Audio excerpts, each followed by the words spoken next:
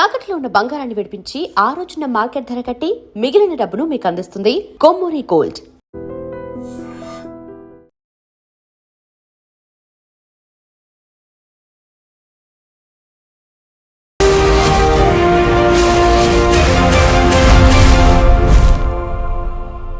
నమస్తే, welcome to I dream social spotlight with Kavitha. Iran మీద America, Israel దాడి చేసిన తర్వాత సుప్రీం చీఫ్ ఖమేనీ మరణం తర్వాత విపరీతమైనటువంటి నరేషన్ ప్రపంచం అంతా చుట్టుతోంది. అందులోనూ ప్రధానంగా నెతన్యాహు గురించి కావచ్చు, లేకపోతే అదర్ ముస్లిం కంట్రీస్ మీద అవుతున్నటువంటి అటాక్ గురించి కావచ్చు. ఇప్పుడు సోషల్ మీడియా ఇంత యాక్టివ్గా ఉన్న సమయంలో అది మిస్ఇన్ఫర్మేషనా లేకుంటే ఫాల్స్ ఇన్ఫర్మేషన్ రన్ అవుతుందా, అది కాకపోతే ఒక ప్రొపగండా నరేషన్ మొత్తం అంతా చుడుతోందా? మనతో పాటుగా ఉన్నారు రీసెర్చ్ అనలిస్ట్ ఆదిత్య కృష్ణ గారు. హలో అండి, నమస్తే. సో ఇప్పుడు జరుగుతున్నటువంటి ఈ యుద్ధాన్ని చూసిన తర్వాత చాలా క్లియర్గా కనిపిస్తోంది, ఇజ్రాయెల్ అమెరికా కలిసాయి, ఇరాన్ మీద అటాక్ చేశాయి, ఖమేనీ చనిపోయాడని. ఆ తర్వాత జరుగుతున్నటువంటి ఈ రెగ్యులర్గా వస్తున్నటువంటి ఎపిసోడ్స్ అనొచ్చు, మనం ఒక సీరియల్ లాగా బయటకు వస్తున్న ఎపిసోడ్స్ ఎట్లా చూస్తున్నారు మీరు? అదే అంటే మనం ఒక సినిమాలో అంటారు కదా, ప్రతి సీన్ క్లైమాక్స్ లాగా ఉంటుంది అంటారు. సో ఒక విధంగా అట్లాగే అన్ఎక్స్పెక్టెడ్గా జరుగుతున్నాయి. ఎందుకంటే జనరల్గా మనం ఒక ఇరాక్ వార్ చూసినా, ఎటువంటి యుద్ధం చూసినా కూడా మెయిన్ లీడర్ ఎవరు ఉంటారో లాస్ట్కి టార్గెట్ అవుతారు. ఇక్కడ ఈ కేసు అట్లా కాదు. ఇక్కడ వాళ్ళ సుప్రీం లీడర్ ఖమేనీ ఆయన డే 1 ఆయన టార్గెట్ అయిపోయారు. సో అక్కడ మనం చూస్తే అక్కడ అన్ఎక్స్పెక్టెడ్గా జరిగింది అది. దాని తర్వాత ఏమన్నా రెజిమ్ కొలాప్స్ అయిందంటే అవ్వాల. ఎందుకంటే ఇమీడియట్గా వాళ్ళకి నెక్స్ట్ సక్సెషన్ ప్లాన్స్ ఉన్నాయి. మళ్ళీ డిస్ప్రపోర్షనేట్గా అసిమెట్రికల్ వార్ఫేర్ లెవెల్లో ఇరాన్ కొట్టడం డైరెక్ట్గా ఇజ్రాయెల్ని కాదు, ఫస్ట్ ఇక్కడ వెస్ట్ ఏషియన్ కంట్రీస్ అన్ని కొట్టడం మొదలుపెట్టింది. సో ఎక్స్పెక్టెడ్ రెస్పాన్స్ ఏంటి, జరిగిన రెస్పాన్స్ ఏంటి, కంప్లీట్గా డిఫరెంట్గా జరిగింది. సో ఇక్కడ ఒక విధంగా చెప్పాలంటే ఇది యుఎస్ కైనా ఇజ్రాయెల్ కైనా అన్ఎక్స్పెక్టెడ్గానే ఉంది. ప్రపంచవ్యాప్తంగా అందరికీ కూడా అసలు ఇరాన్ ఇంత పంచ్ చేయగలదా, పంచింగ్ అబౌట్స్ వెయిట్ లాగా, దానికి అంటే దానికి ఉన్న కేపబిలిటీస్ని అందరూ అండర్ ఎస్టిమేట్ చేశారు. సో నరేటివ్ వైజ్ కూడా ఒక పబ్లిక్ నరేటివ్ ఏమని నడుస్తుంది, దట్ ఇరాన్ మీద ఎప్పుడైనా ఇజ్రాయెల్ అమెరికా కలిసి దాడి చేస్తే అది నిలబడదు అని ఒక నరేటివ్ అనేది ఉంది. అది కానీ బస్ట్ చేశారు. సో ఇన్ఫ్యాక్ట్ మనం చూస్తే ఈ యుద్ధం మొత్తం కూడా ఫస్ట్ నుంచి ఒక నరేటివ్. ఇప్పుడు ఇరాక్లో వాళ్ళు సద్దాం హుసేన్ తీసేయాలని ఒక నరేటివ్. ఏం నరేటివ్, అక్కడ ఆయన న్యూక్లియర్ వెపన్స్ డెవలప్ చేస్తున్నారు అన్నారు, అంటూనే ఉన్నారు. తర్వాత ఆయన తీసేశారు, ఆయన చంపేశారు. అన్నీ అయిన తర్వాత మీరు చూస్తే అక్కడ న్యూక్లియర్ వెపన్స్ లేవు అక్కడ. సో సరే ఏదో పొరపాటు జరిగిందన్నట్టు అనేసారు. ఇప్పుడు ఇరాన్ మీదకి వచ్చేసరికి ఏంటంటే ఇరాన్లో యాక్చువల్గా ఉంది న్యూక్లియర్ వెపన్స్కి డెవలప్ చేసే కేపబిలిటీ ఉంది, ఎన్రిచ్డ్ యురేనియం ఉంది, న్యూక్లియర్ రియాక్టర్స్ ఉన్నాయి. సో అక్కడ వచ్చేసరికి నరేటివ్ తప్పు కాదు. కానీ ఇక్కడ ఏమంటున్నారు, ఇరాన్ త్వరలో ఇజ్రాయెల్ని అటాక్ చేయబోతున్నది అనేది ఒక స్ట్రాంగ్ నరేటివ్ ఉంది. నిజమా కాదా అది పక్కన పెడదాం. ఇప్పుడు ట్రంప్ కూడా అటాక్ చేసిన వెంటనే ఒక ఇంట్రెస్టింగ్ థింగ్, యూఎస్లో ఫస్ట్ ఏమన్నారంటే ట్రంప్ ఏమన్నాడు, ఇది ప్రియంప్టివ్ అటాక్. ప్రియంప్టివ్ అంటే వాళ్ళకంటే ముందర వాళ్ళని కొడుతున్నాము అన్నట్టు అన్నాడు. కానీ తర్వాత రీసెంట్గా మళ్ళీ యూఎస్ గవర్నమెంట్ ఏమన్నారు, ఇది ప్రియంప్టివ్ అటాక్ కాదు, వాళ్ళు దాడి చేయబోతున్నారని తెలిసి మేము దాడి చేశామంటారు. సో అక్కడ ఒక నరేటివ్లో కూడా కొంచెం తేడాలు కనబడుతున్నాయి.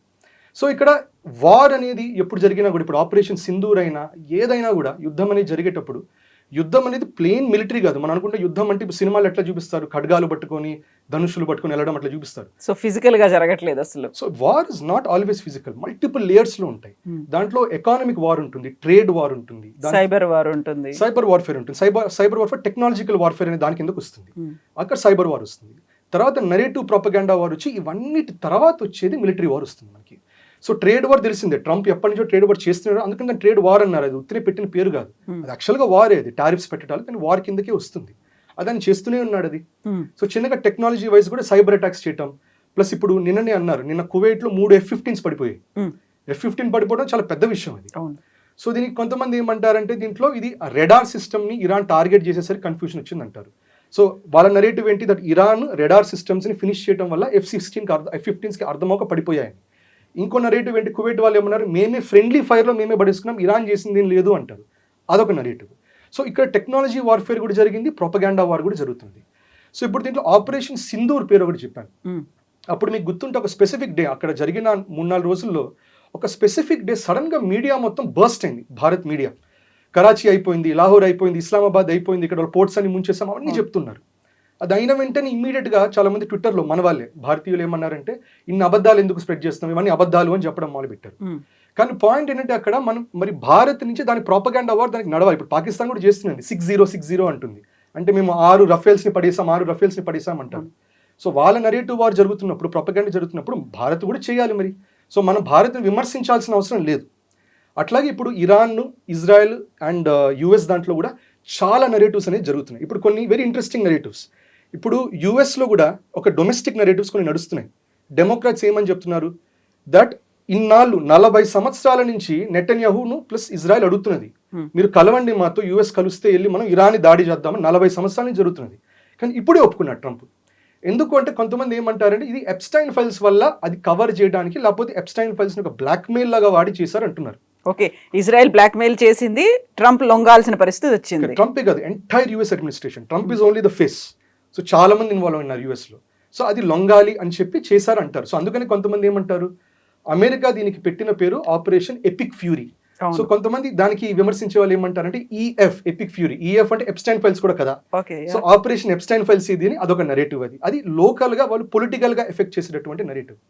ఇంకో నెరేటివ్ ఇక్కడ మీరు చూస్తే నిన్న మొన్న వచ్చింది. బెంజమిన్ నెటన్యాహుని వాళ్ళ ఒక క్యాబినెట్ మీటింగ్ లో వాళ్ళ ఆఫీస్ మీదనే మేము మిజైల్ అటాక్ పెట్టి లేపేసామన్నారు.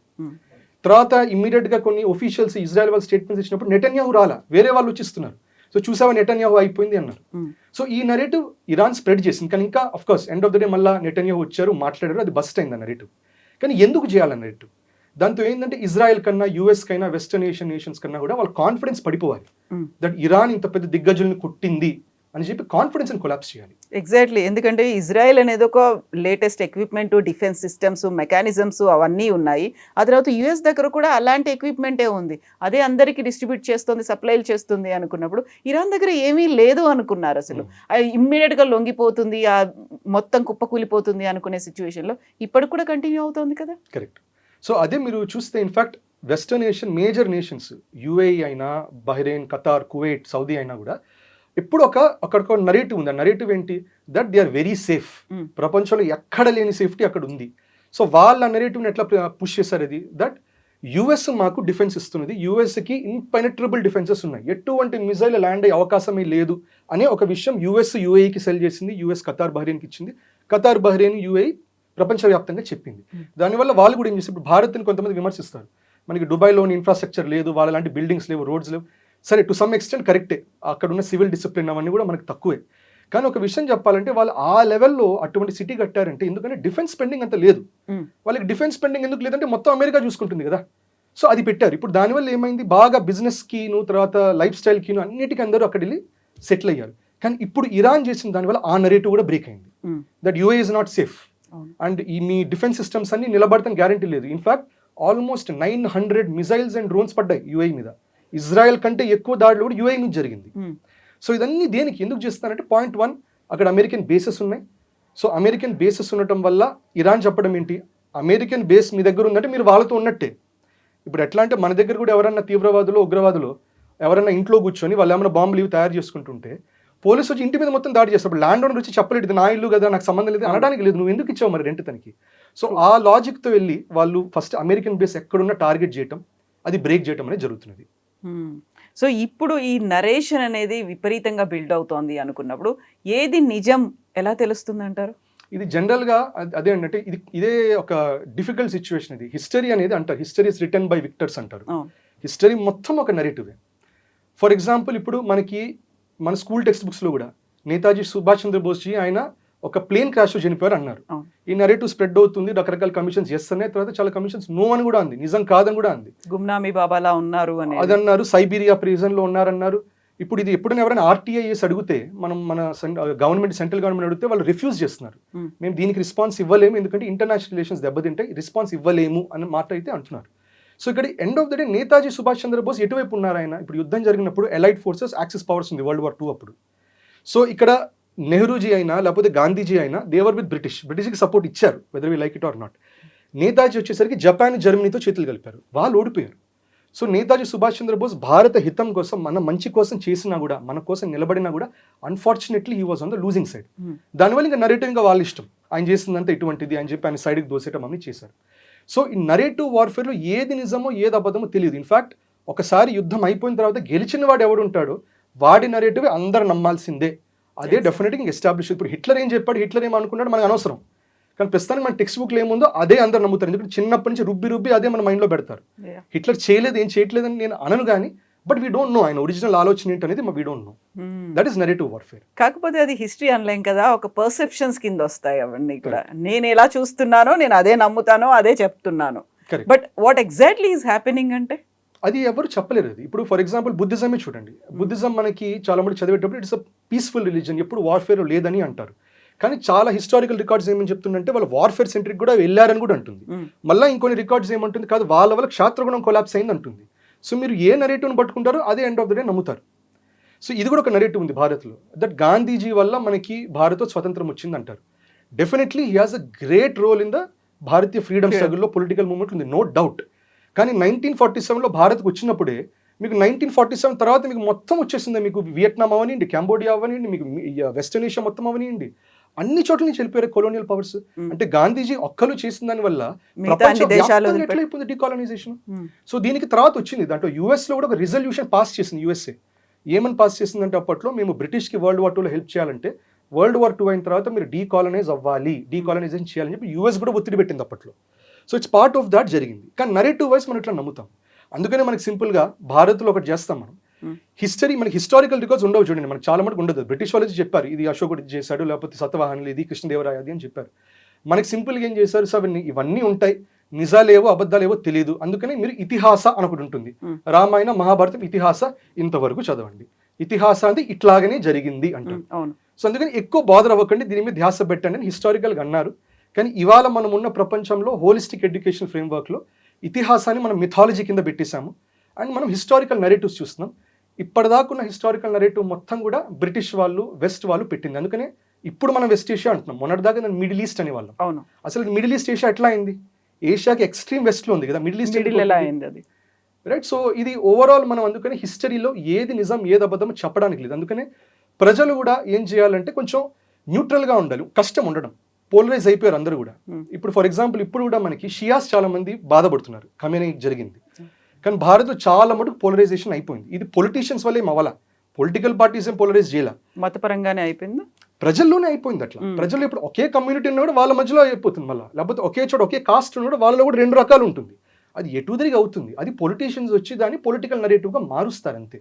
పొలిటీషియన్స్ వల్ల పోలరైజేషన్ అనేది జరగదు అట్లా. సో ఇటు ప్రజలు ఎనీవే ఇది ఇప్పుడు షియాస్ చూసినా కూడా వాళ్ళకి షియాకి ఇక్కడ ఏంటి, ఇక్కడ నరేటివ్ వాళ్ళ దగ్గర చూడండి, వాళ్ళకి ఇమాం అలీ, సో వాళ్ళు నమ్ముకునే ఇమాం అది సున్నీస్ నెసెసరీగా వాళ్ళు నమ్మరు, ఆయన షియాస్ నమ్ముతారు.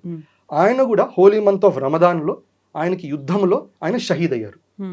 ఇప్పుడు మళ్ళా అయతోలా ఖమేనీ కూడా ఎగ్జాక్ట్లీ యుద్ధంలో హోలీ మంత్ ఆఫ్ రమదాన్లో షహీద్ అయ్యారు. సో ఇక్కడ నరేటివ్ చూడండి, నరేటివ్ ఏంటంటే అప్పుడు ఏం జరిగిందో 1500 సంవత్సరాల క్రితం ఏం జరిగిందో ఇప్పుడు అదే జరిగింది.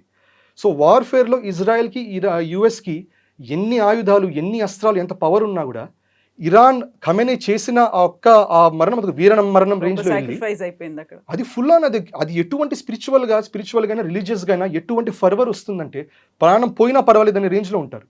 అందుకని ఆ రియాక్షన్ మీరు ఇరానియన్స్ లో కూడా కనబడుతుంది. ఎటు తిరిగి మీరు పట్టుకుని చంపేస్తారు, ఎటు తిరిగి మా సుప్రీం లీడర్ మీరు చంపేశారు. సో దాని doesn't matter, we will go all out, అందరినీ కొడతాం, ఎంతైనా కొడతాం. సో అందుకని మన షియాస్ కూడా అది సీరియస్గా తీసుకుంటారు. దానివల్లనే వాళ్ళు ప్రొటెస్ట్ చేసినా ఏమని చేసినా మనం అర్థం చేసుకోవాలి ఈ కంటెక్స్లో. అండ్ ఇన్ఫాక్ట్ షియా క్రౌడ్ గురించి చెప్పాలన్నా కూడా భారత్లో చాలా మటుకు they been a peaceful community. మనం ఏంటి డిఫరెన్షియేట్ చేయము, రాడికల్ ఎక్స్ట్రీమిస్ట్ ముస్లిమ్స్కిను తర్వాత షియాస్కి మనం డిఫరెన్షియేట్ చేయము, కానీ చేయాలి అది. సో వాళ్ళకున్న గ్రీఫ్ టైంలో మనం we should be understanding about that, అంతేగాని వాళ్ళకి వ్యతిరేకంగా మాట్లాడేట్లు చేయకూడదు. దానివల్లనే మీరు చూస్తే మన మినిస్ట్రీ ఆఫ్ హోమ్ అఫేర్స్ కూడా అడ్వైజరీ ఇష్యూ చేశారు, దట్ ఏమన్నా అన్టువర్డ్ ఇన్సిడెంట్స్ జరగచ్చు, స్టేట్స్ అని జాగ్రత్తగా ఉండండి.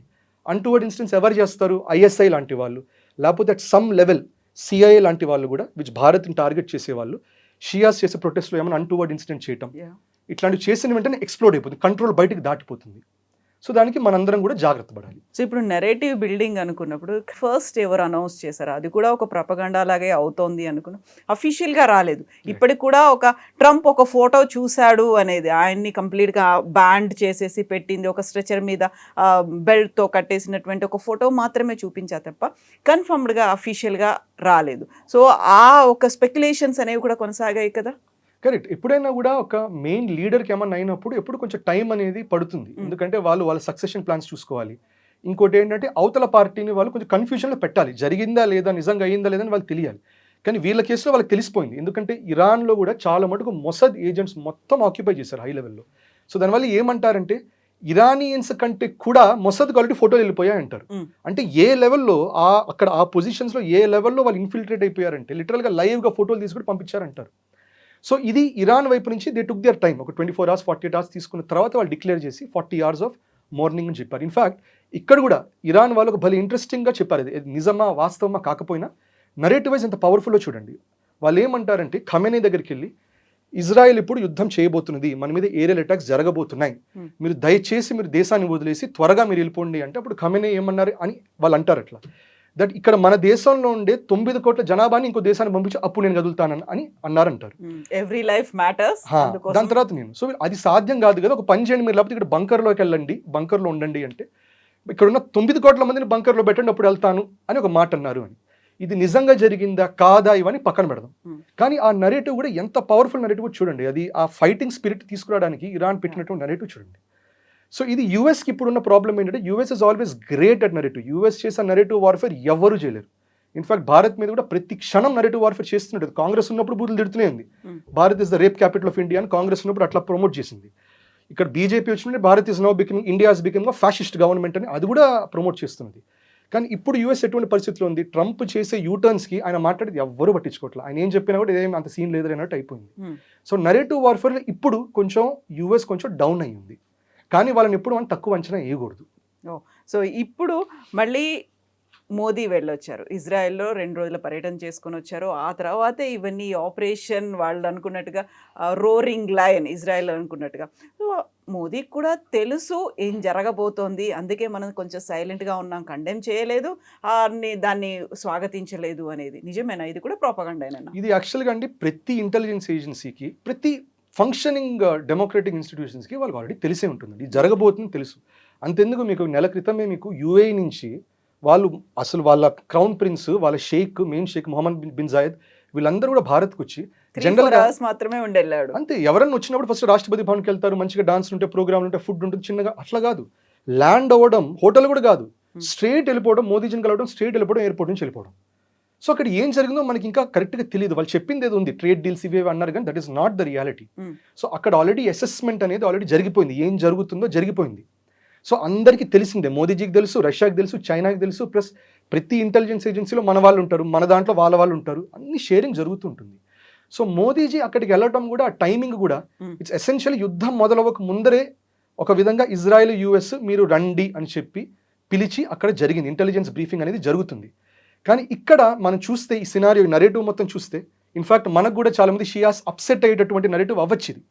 దట్ మోదీజీ అక్కడికి వెళ్ళి వీఆర్ విత్ ఇజ్రాయెల్, హమస్ చేసింది తప్పు, వీఆర్ విత్ ఇజ్రాయెల్ అని ఒక మాట అన్నారు. మళ్ళీ ఇక్కడ ఖమేనీ తర్వాత కూడా ఆయనకు అయిన తర్వాత కూడా కండోలెన్స్ మెసేజ్ ఇవ్వలేదు. సో ఇది ఎట్లా చూస్తున్నారు, that Bharat has finally taken a side. ఇప్పుడు నాన్ అలైన్డ్గా ఉంటాం మనం, ఈసారి నాన్ అలైన్డ్గా అన్ఫార్చునేట్ కనబడలా. అట్లా అని చెప్పి మనం ఏం ఇరాన్కి వ్యతిరేకంగా ఏం మాట్లాడలేదు, న్యూట్రల్ గా ఉన్నాము అనేది కూడా ప్రొజెక్ట్ అవ్వట్లేదు, అక్కడ కంప్లీట్ గా అవ్వట్లేదు, నరేటివ్ వైజ్ అవ్వట్లేదు అది. కానీ ఇక్కడ మనం అర్థం చేసుకోవాల్సింది ఏంటంటే ఇక్కడ ఇది మోదీజీ పర్సనల్ విషెస్ కాదు, ఇది భారత్ అనేది ఒక స్టేట్, ఇట్స్ అ స్టేట్. ఆ స్టేట్ ఎప్పుడైనా కూడా ఇంతకు ముందర చెప్పినట్టు నెహ్రూజీ, గాంధీజీ చేసింది ఏంటి, వాళ్ళు విన్నింగ్ సైడ్ వైపు ఉన్నారు. ఇప్పుడు without doubt winning side is going to be Israel and US. ఎందుకంటే యుఎస్కు ఉండే మిలిటరీ కేపబిలిటీస్తో ఇరాన్ ఇస్ నో మ్యాచ్. కానీ యూఎస్ ఇస్ నాట్ ఫూలిష్, అన్ని మొత్తం ఎగ్జాస్ట్ చేయదు, ఎందుకంటే ఉంచుకోవాలి స్టాక్. ఎందుకు ఉంచుకోవాలి, రేపు చైనా తైవాన్ మీద దాడి చేసినప్పుడు మరి ఉండాలి కదా స్టాక్ అంతా, దానివల్ల అది ఎగ్జాస్ట్ చేయదు, కానీ అవసరమైతే ఎగ్జాస్ట్ చేయడానికి కూడా సిద్ధపడుతుంది. సో విన్నింగ్ సైడ్ వైపు ఉండాలి. విన్నింగ్ సైడ్ ఉంటే మనకి అడ్వాంటేజ్ ఏంటి, రేపు మన పక్షాన జరుగుతుంది. రేపు భారత్కి పాకిస్తాన్కి యుద్ధం జరిగినప్పుడు మీరు అప్పుడు చూడండి, యూఎస్లో మొత్తం మీడియా మనకు అగేన్స్ట్గానే రాసింది, రఫేల్స్ పడిపోయాయని రాసింది. ఆ నరేటివ్స్తో మన స్టాక్ మార్కెట్ కూడా రఫేల్స్ బాగా దెబ్బతిన్నది, ఈ చెంగ్డూది బాగా రైజ్ అయింది చైనాది. సో మనం కూడా ఏంటంటే ఇజ్రాయెల్తో చేయగలపడంతో, యూఎస్తో చేయగలపడంతో ఏంటంటే రేపు మాకు యుద్ధం జరిగినప్పుడు మరి మీకు మా పక్షంలో ఉండాలి మీరు. సో ఒక మెసేజ్ అనేది కన్వే అయింది. ఇజ్రాయెల్ బై అండ్ లార్జ్ మన వైపే ఉంటుంది, ప్రాబ్లం యూఎస్. ఎందుకంటే యూఎస్ ఇస్ ఆల్వేస్ ఫిక్ల్ మైండెడ్, వాళ్ళ ఇంట్రెస్ట్ తప్పితే వాళ్ళకి ఏది పనికిరాదు. కానీ ఇప్పుడు కరెంట్ అజంప్షన్ ఏంటంటే యూఎస్లో ఉన్నది కొంచెం ఇజ్రాయెల్ ఒక స్ట్రాంగిల్ హోల్డ్తో పట్టుకుందని. సో అందుకనే మన గవర్నమెంట్ చేసింది ఏంటంటే వాళ్ళతో పాటు ఒక విధంగా సపోర్టివ్గా ఉండి ఇరాన్ని ఈ అటాక్స్ ఇవి ఎక్కువ ఇన్వాల్వ్ అవ్వకపోవటం వల్ల end of the day Bharat is aligning with them. And ఇది మీరు కొన్నాళ్ళ క్రితం చూస్తే మనకి మన ఎన్ఎస్సి, మన నేషనల్ స్టాక్ ఎక్స్చేంజ్, దాని ఐపీఓ అడ్వైజరీగా మనం రాత్స్చైల్డ్స్ని పెట్టాం, who is a Jew. He almost ఆయన ఇన్ఫాక్ట్ ఇజ్రాయెల్ ఫార్మేషన్ వెనకాల ఆయన ఉన్నారు. అట్లాగే అమెరికన్ జూయిష్ కౌన్సిల్తో మీటింగ్ అయింది కొన్నాళ్ళ క్రితం. అట్లాగే మనము యూఎస్తో కూడా ప్యాక్ సిలికా అని చెప్పి దాంట్లో చైనాకి మనం బ్యాలెన్సింగ్గా వెళ్తున్నాం. సో అన్ని మనం ఈ మధ్య మూవ్స్ అన్ని కొంచెం ప్రో ఇజ్రాయెల్ కొంచెం యూఎస్ వెళ్తుంది. ఇది ఇట్స్ నాట్ లైక్ మోదీజీ వెళ్ళిపోయి తర్వాత కాంగ్రెస్ వస్తే మారదు. ఎందుకంటే state policy is always state policy end of the day. So Donald Trump ఉన్నా బైడెన్ ఉన్నా ఇరాన్ యుద్ధం జరిగేది డెఫినెట్గా. This no way. బట్ అదే ఖమేనీతో మనం కూడా కొంచెం కార్డియల్ రిలేషన్స్ ఉన్నాయి, దగ్గర ఆ సంబంధాలు అయితే ఉన్నాయి. మనకి ఇరాన్తో మంచి రిలేషన్స్ ముందు నుంచి కూడా పక్కన పెట్టింది కూడా కాదు. లేదు యాక్చువల్గా అదే. So it's unfortunate. ఎందుకంటే మోదీజీ మైండ్లో ఏం జరుగుతుంది అనేది నేను కూడా క్యూరియస్గా ఉంటాను. ఎందుకంటే ఎథికల్గా మోరల్గా ఏంటి కొంచెం మనకి సపోర్టివ్గా ఉండేటటువంటి దేశమే పాకిస్తాన్ బ్యాలెన్స్ చేయడానికి చాలా మటుకు హెల్ప్ చేసింది. మోరల్గా ఎథికల్గా నేను వాళ్ళతో ఉండాలి. కానీ అట్ ద సేమ్ టైం నేను జియో పొలిటికల్ లెవెల్లో మొరాలిటీను ఎథిక్స్ ఇవన్నీ పక్కకి వెళ్తాయి. మనం కూడా రిలీజియస్గా చూస్తాం. ఎట్లా చూస్తామంటే వాళ్ళు మా మతం వాళ్ళు కాబట్టి ఆ దేశాన్ని సపోర్ట్ చేస్తామంటాం. మరి యూఏఈను ఇరాన్ ఒకటే మతం కదా, మరి ఒకళ్ళు వ్యతిరేకం ఒకళ్ళు వెళ్తున్నారు కదా. So end of the day మతాల కంటే కూడా పైన ఉండేది జియో పొలిటిక్స్ మీద నడుస్తుంది. జియో పొలిటిక్స్ తర్వాతనే మనకి మొరాలిటీస్ ఎథిక్స్ రిలీజన్ అవన్నీ తర్వాత వస్తాయి. So clearly we have taken a geo political decision. ఇది చాలా మందికి మనకి మనుషులు అనేవాళ్ళు ప్రజలు అనేవాళ్ళు ఇమోషనల్గా ఉంటారు, కానీ గవర్నమెంట్ అనేది ఇమోషనల్గా ఉండే స్కోపే లేదు. Whether they like it or not, కష్టంగా ఉన్నా నష్టంగా అయినా ఏదున్నా కూడా వాళ్ళు జియో పొలిటికల్గా ఆలోచించే చేయాలి. సో ఇక్కడే ప్రొపగండా నరేషన్ వినిపిస్తోంది. ఇజ్రాయెల్కి అంత డిఫెన్స్ ఎక్విప్మెంట్ అంతా ఉన్నప్పటికీ కూడా ఆర్టిఫిషియల్ ఇంటెలిజెన్స్ని ఇరాన్ యూస్ చేసుకుంటోందని. ఇక్కడే ఇంకొక వర్షన్ ఏంటంటే చైనా న్యూట్రల్గా ఉంది, ఒక సైలెంట్ స్ట్రాటజీని మెయింటైన్ చేస్తోంది అన్నప్పుడు కూడా చైనా నుంచి కావాల్సినటువంటి డిఫెన్స్ ఎక్విప్మెంట్ అంతా ఇరాన్కి వస్తోంది. అందుకే Iran is fighting so hard అనేది నిజమేనా? కరెక్ట్. అంటే ఇవాళ confirm report 16 Chinese military air crafts అవి ఇరాన్లో ల్యాండ్ అయ్యాయి ఇవాళ. ఇంకోటి మీరు చూస్తే వెస్ట్ ఏషియా మొత్తం కూడా అమెరికన్ బేసెస్ ఒక్కటే టార్గెట్. అమెరికన్ బేస్ అంతా తెలిసిందే, గూగుల్ మ్యాప్స్ చూస్తే తెలుస్తుంది. లిటరల్గా బూర్జ్ ఖలీఫాలో ఈ ఫ్లోర్లో యుఎస్ సెంట్రల్ కమాండ్ వాళ్ళు కూర్చున్నారు, బహ్రెయిన్లో ఈ బిల్డింగ్లో ఈ ఫ్లోర్లో కూర్చున్నారు. ఇన్ఫాక్ట్ డ్రోన్ మూవ్మెంట్స్ కూడా చూస్తే జనరల్గా బాంబ్స్ ఏమన్నా కొట్టినా కూడా డ్రోన్స్ ఏమైనా అటాక్ చేసినా కూడా బిల్డింగ్ కొంచెం కింద కొడతారు, ఎగ్జిట్ రూట్స్ బ్లాక్ అయిపోతే డ్యామేజ్ ఎక్కువ ఉంటుందని. ఇక్కడ అట్లా కాదు, స్పెసిఫికల్గా పైన ఉన్న అంతస్తులు ఒక స్పెసిఫిక్ ఫ్లోర్కి వెళ్ళి ఎక్స్ప్లోడ్ అయ్యాయి. అంటే వాళ్ళకి ఆ లెవెల్ ఆఫ్ ఇంటెలిజెన్స్ ఉంది, ఏ ఫ్లోర్లో ఎవరు కూర్చొని ఉన్నారు. ఇన్ఫాక్ట్ ఇజ్రాయిలీ ఇంటెలిజెన్స్ కూడా అమెజాన్ వెబ్ సర్వీసెస్ది ఒక సర్వర్ వాడతారంటారు. అంటే అమెజాన్ వెబ్ సర్వీసెస్ కూడా ఎవరైనా ఈ టెక్నాలజీ అవేర్నెస్ ఉన్న వాళ్ళు మనం క్లౌడ్ బేస్డ్ ఏమైనా పెట్టినప్పుడు ఏమవుతుందో మనం చూస్ చేసుకోవచ్చు. మన సర్వర్ ఎక్కడ ఉండాలి, నార్త్ అమెరికానా, ఈస్ట్ అమెరికానా, లేకపోతే యుఎస్లో ఉండాలా, ఏషియాలో ఉండాలా, చైనాలో ఉండాలా. అట్లాగే దుబాయ్లో ఒకటి ఉంది అమెజాన్ వెబ్ సర్వీసెస్ది. ఆ ఎంటైర్ సర్వర్ సిస్టమ్ని బ్రేక్ చేశారు వాళ్ళు. తర్వాత చూస్తే దాంట్లో యాక్చువల్గా ఇది ఇజ్రాయెల్ స్పై ఏజెన్సీ వాళ్ళు వాడుతున్నటువంటి సర్వర్ ఇది, అదొక డ్యామేజ్ అయింది.